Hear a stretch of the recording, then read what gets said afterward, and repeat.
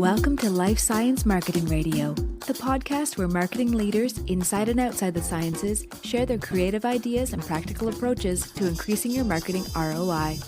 Here's your host, Chris Connor. Nick Clare is the co-founder of Succession, along with Harrison Wade, who is a recent guest on this podcast. They also host together the Sales DNA podcast. Nick, welcome to LSMR. It's great to be here. Looking forward to it. So this is the first time we've spoken. Let's start out with the easy stuff. I want to know how you got into sales, because like a lot of people in our space, start out on the bench something, and then I want to know your learning process. Well, my story I've told to a few people before, but it's a strange one. It starts with I fell into sales, which is a regular thing you probably hear from scientific people, but mine was truly through fear and desperation. I never thought I'd like sales. I didn't think I could do it. I realized looking back that I think I've always been selling something of some fashion, even as a child out of my locker at school selling sweets or whatever. But yeah, so I was in the lab. My wife was pregnant with our third child, and she was about 14 weeks pregnant. It was about 20 days before Christmas, so all gearing up to spend lots of money.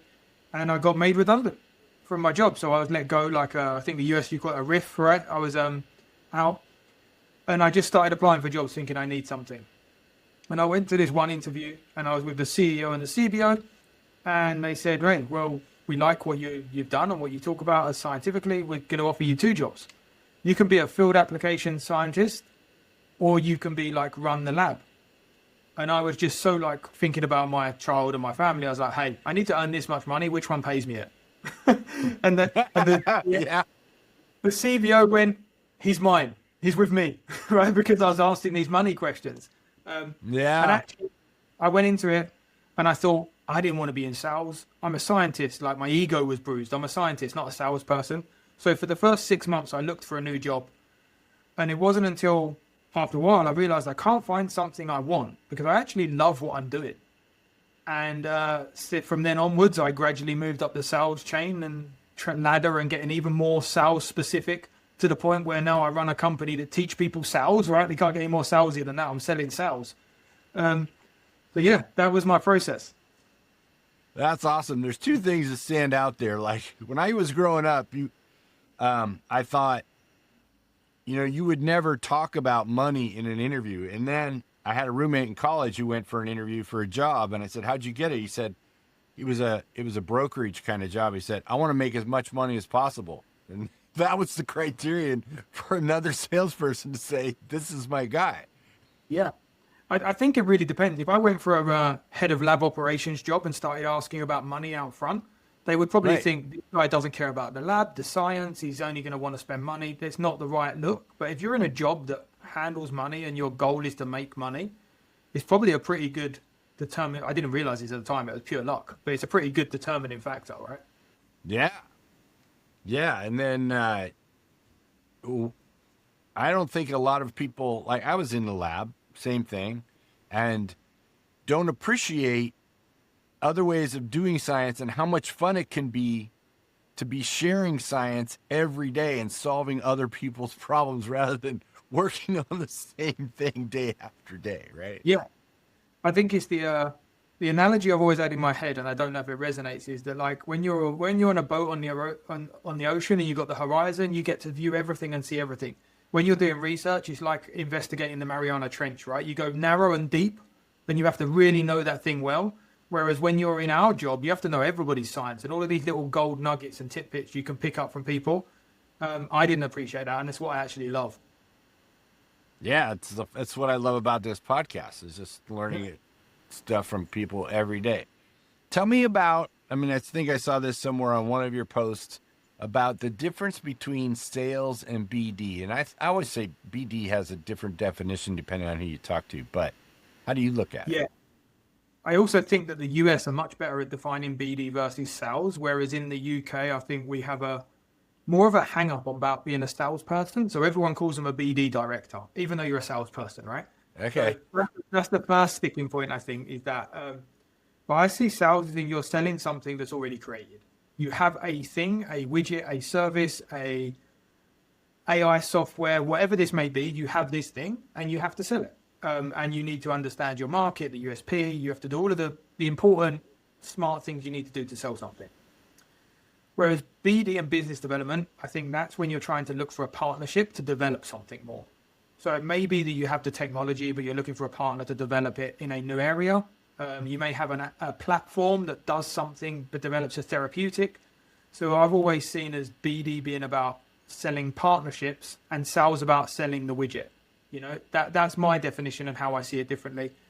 I do think that BD are a little further behind than sales in general on their processes. They rely heavily on network and they don't use a lot of the sort of marketing outbound lead generation type services, or type tools, when actually they still need to generate meetings. It's just the outcome of that meeting is different. So I think that's my overview. I want to dig into that because your BD definition resonated with what I understood it to be, is looking for partners. But it occurred to me, like in the CRO space, all the salespeople, what I would call salespeople, call themselves BD, but it sort of fits the definition in that they are looking to help another company bring their thing to market, whether it's, you know, early phase R&D or anything beyond that. Yeah, that's probably the gray area where you fit somewhere between the two things, right? Because you probably have a productized service that you're trying to sell, so you are in sales, but equally it is much more about the partnership and more on the relationship and trust than just the product is. I still personally see CROs as sales because you're not developing something completely new in a partnership. You're probably building together a modular system that fits their need. But yeah, it spans that gray area. Right. And it's a very technical sale. I've sold most of my career, I've sold services, sometimes supported by products, but that's a similar thing. It's a CRO type service. Most of mine's been about stem cells and differentiation, but yeah. Yeah, but I can see how, like, if you're selling services, there's a partnership sort of element to it, and it just sounds more customizable. You sound more flexible or fluid, like we're going to help you.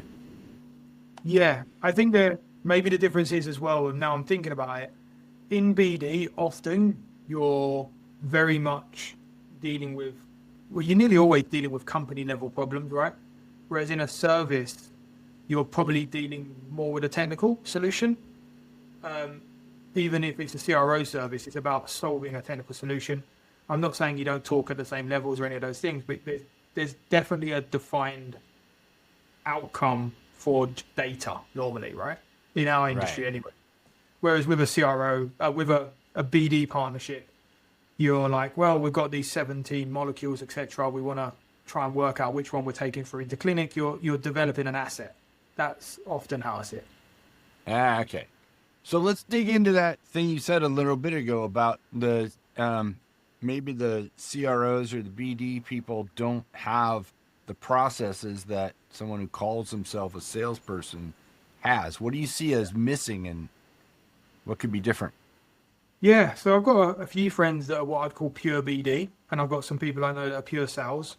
For the sake of this, I'm talking about them completely differently, whereas some roles, and often in small companies, we're simultaneously BD and sales, right? There are those roles.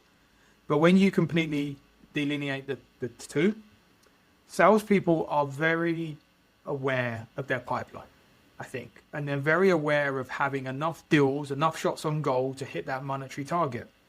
Whereas BD people, in my experience, are often about building connections to try and get the conversation going, but they don't think about how they're going to fill their funnel of those connections, because that's a sales process. Whereas really, everything we do when it's like cold outbound or trying to get connections with people is about getting a reply.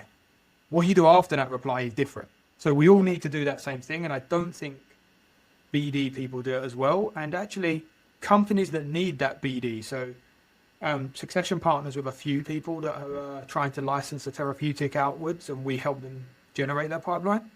But very, very few companies even think about it in that way and start to look for those supports and those services, or even build a team. Like, If you've got a company that's selling a widget, they will think, right, I need inside sales team. I do need business development. I need salespeople and sales leaders. You look at a therapeutic company, they may be a huge company and they'll have 1 or 2 people working in BD. They don't have all of these like satellite support functions, these sales ops, these revenue generation functions that actually build a process and operations that can facilitate that pipeline. Yeah. All right. So that's a perfect segue to my next question, talking about cold emails, which is something I have a fear of, but yours and Harrison's posts are getting me over that. So talk about that in the context of BD. Like, how aggressive can you be? Should you be? Why should you not fear it? Or any other thing to get that meeting? Yeah. Well, there's 2 reasons you shouldn't fear it. One is because it's your job and you got to do it. 2 is the if I said to you now, tell me about an email that you got in the last 2 weeks that annoyed you so much you wanted to do something about it. Right. Yeah. Nobody gives me an answer of that email. We only remember the ones that resonate and the ones that we want to respond to. So all you're doing is positively selecting the people that are in your space. I'm not saying it's easy. You should always try and keep it high quality. You always want great messaging. You always want to target to the right people, or you're more likely to annoy people. But we all get so many emails these days, and we're expecting people to sell to us for email, that we only really notice the ones that we want to notice. The rest just going that other that we don't really pay attention to. So most people disproportionately put a weight on worrying about the negative outcome, which is natural. It's how you can help sell as well, negative consequence. But worrying about what that negative outcome of the email will be, rather than just thinking no one's going to notice, but when they do notice, it's a positive outcome. So I would just say, just do it. Yeah. I mean, that message really resonated with me. I saw one of you posted about that, and I thought, you're right. I mean, I get emails from people that I know that at some point I might want some of these, but I delete a lot of them regularly. And it always comes back to no one's thinking about you as much as you are. Like, no, people are busy. They're not going to find your one random email that reaches out and goes, I'm going to report this to the FCC. Exactly. They're not worried. Nobody cares. It's like, and we talk about, it's all about, you said about, I may go back to this in some time. There's the 4 hours of prospecting is what we talk about at Succession, which is the right person through the right channel with the right message at the right time. And all those 4 things have to happen for you to get a response. So one of the hardest ones is the right time. We can deal with channels, message, and people by building our good lists and our good messaging. Right time is a little bit in the lap of the gods, but you have to be doing it continually to make sure you hit at the right time. Yeah. And that's the reason to send more emails. And if they're quality, people are going to recognize that, okay, this person's trying, they're doing their job. They might have something. And if it's absolutely irrelevant to me, I'll just delete it, unsubscribe, whatever. But if it's somewhat interesting, I'll hang on. Yeah. Well, I always used to, when I had my sales team, I would say, I used to mandate something where I thought was pretty low effort, but would really build pipeline. If you haven't got all of the automation tools, you need to do 10 people a day. You need to reach out to 10 people a day. You spend 5 minutes on each person researching them, and you reach out to them. That's like under an hour a day, right? Just under an hour. That means by the end of that week, you've done 50. By the end of that month, you've done 200 outreaches. How much would that impact your pipeline to do 200 more outreaches, right? And that's what we used to mandate. I used to mandate 10 a day because it's doable. Yeah. If people are seeing the impact, more. Yeah, you're feeding me all the perfect segues. But before we segue to doing that research, I want to give a little shout out to your Lap of the Gods, because every time I hear that, I'm a huge Queen fan. So that's what comes into my head. Yeah. Great. I'm just going to throw it out here right now just for fun. But if you haven't seen Queen live at Wembley on that disc or whatever, however you can access that concert video, best one ever. I've never seen it. I now need to go watch it. Oh, yeah, it's amazing. The other thing I've never seen is the TV show Succession, which, considering my company's called Succession Bio, everyone keeps telling me to watch, and I've never seen it. Yeah, that's funny. I've only seen a little bit. It turns out, here's a fun fact. I interviewed somebody a while ago, several years ago, who ended up being on Succession. Oh, really? Yeah, he's he's done a lot of things. He writes for the Atlantic magazine now, but he was like a nuclear expert, Russia expert, sort of guy, taught at the Naval War College. And I interviewed him at an event for a client. And then because of what he does, he was picked to be play the character of a news analyst in one of the later episodes of Succession. That's pretty cool. So yeah, and a super interesting guy. Tom Nichols. People should look him up. Anyway, we talk about research, and so you told me you're a fan of Notebook LM. Tell me how you're using that for sales. I love it too. It's really good at collecting information. So anyone who's not familiar with it, Notebook LM is a Google software, uses AI. You can upload resources, links, content to it, and then it starts to do things like summarize it. You can get a list of actions out of it. You can get a like educational learning document from it. You can generate a podcast. The one I really like actually is a mind map. If I'm trying to understand a company, upload their website, press a button, create a mind map. And now you've got like a spider diagram of all of their products, all of the propositions below it, all of their information. So I'm a visual learner, so that's great for me. But what I say is if you're going into a call, well, I use it for learning about companies and people as well for like prospecting. But one where I really like it is pre-discovery call. So we're all time poor and lots to do. If you can put in their website and as much information as you can gain before the call, build a mind map to understand them so you can ask insightful, engaging questions. But also, we all spend a lot of time on a plane, driving, when we should be doing something else, or doing our emails, where we could be listening to something. I always generate a podcast using Notebook LM. Put it in my ears, I'm driving or something, and I can listen to that. I can start to learn about the company and all of their different interests, or even a person, whilst I'm doing something else. So I'm sort of multitasking by using the podcast function. And if you've not used it, there's a beta thing on it at the moment where you can press a button and ask a question to the podcast host. So it generates this podcast of two people talking, and you can interject and ask a question, and it will dive into that. So, yeah, I love it. It's got many uses. It's also really good at creating summaries. Actually, I find it can be better than GPT in some ways at creating very specific summaries because it only sources the information from the context of what you fed it. So you can create that summary and then use that summary in GPT to carry out other actions. So between the two functions, it works really well. Yeah, it's phenomenal. I mean, in fact, I'm going to try, if I remember, I apologize if I didn't when you listen to this in the edit, to put a clip from a podcast from Notebook LM into this episode. So you can hear, one, the quality of the conversation. It is stunning. And then all the things you said about doing research, the kinds of outlines or summaries or even really detailed kind of list of points to talk about. I have used it for one thing so far. The only bummer is that I have to give individuals permission to go look at this. But I took all the transcripts from the last 10 years of this podcast and I put them into Notebook LM, so you can come in and ask a question about life science marketing and say, what do I need to know about X, Y, and Z? And it will tell you who said it. It'll even give you a little excerpt of the transcript so you can go find that thing.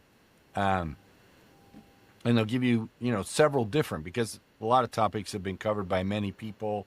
And then if you make the podcast version of it, it'll say, well, so-and-so said this, but so-and-so said that. It's amazing.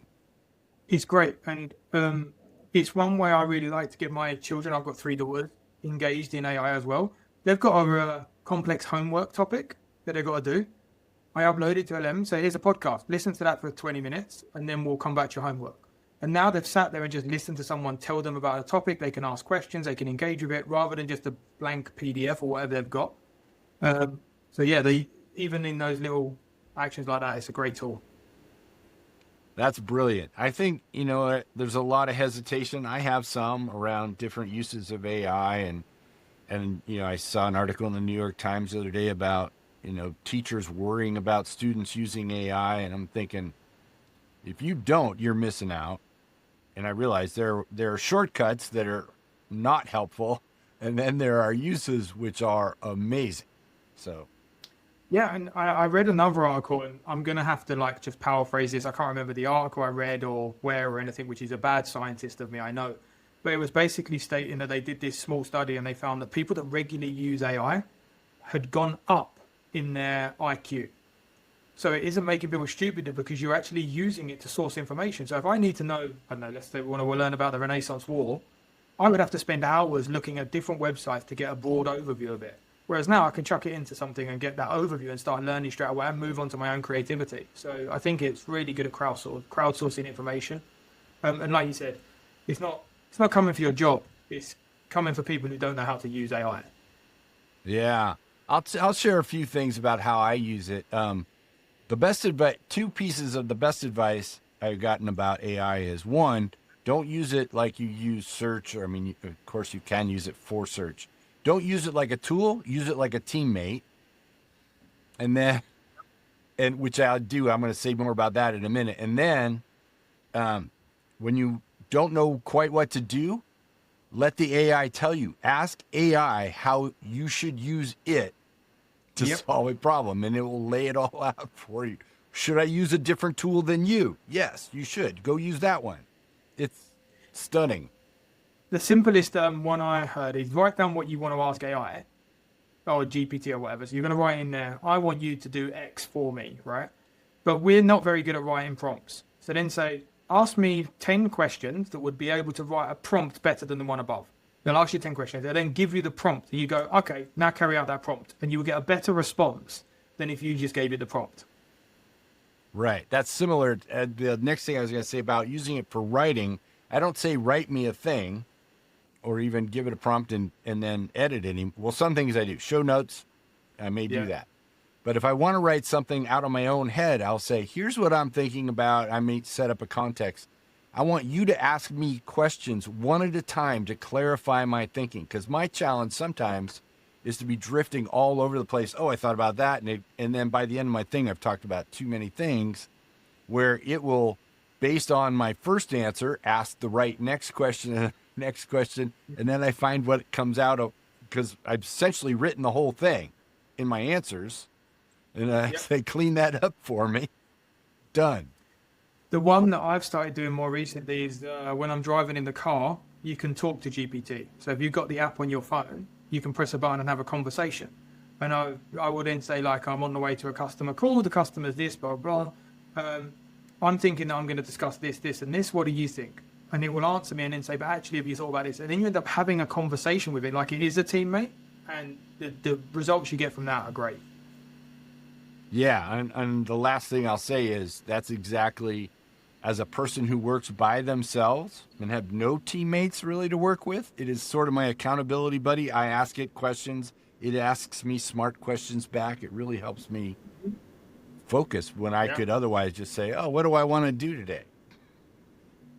Yeah, if you're not using any AI at all in your current sales process, whether that's prospecting, discovery calls, follow-up, whatever it may be. In my last company where I was working, it was a stem cell to liver differentiation company.